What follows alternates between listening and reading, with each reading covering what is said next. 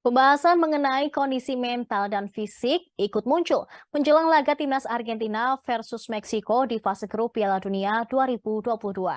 Lionel Messi diminta bersiap untuk menghadapi timnas Meksiko dalam pertandingan kedua grup C di Stadion Lusail pada Minggu dini hari. Laga tersebut akan menjadi pertaruhan hidup dan mati timnas Argentina di Piala Dunia 2022. Kekalahan akan membuat Lionel Messi dan kawan-kawan berpotensi pulang dari Qatar lebih cepat. Pasalnya, pasukan Lionel Scaloni sudah menelan kekalahan 1-2 dari timnas Arab Saudi pada laga pertama. Hasil itu membuat Argentina menempati posisi juru kunci grup C Piala Dunia 2022. Sebagai kapten, Lionel Messi mendapat tugas untuk menginspirasi rekan setimnya agar bisa meraih kemenangan. Lionel Scaloni menegaskan bahwa Messi dalam kondisi sepenuhnya fit untuk tampil melawan Meksiko. Menjelang pertandingan tersebut, dia mengungkapkan bahwa Messi telah mengikuti sesi latihan bersama timnas Argentina.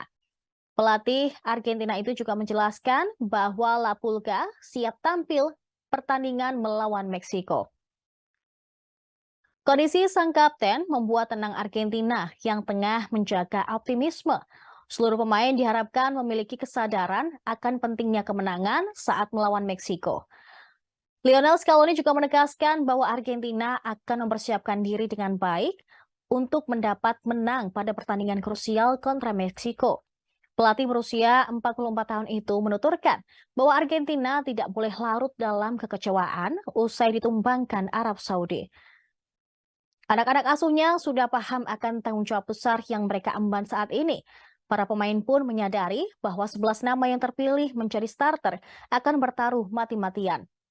Dalam situasi saat ini, mentalitas para pemain Argentina memang tengah mendapat ujian besar. Akan tetapi, Scaloni percaya diri dengan taktik yang ia aplikasikan untuk melawan Meksiko di laga nanti.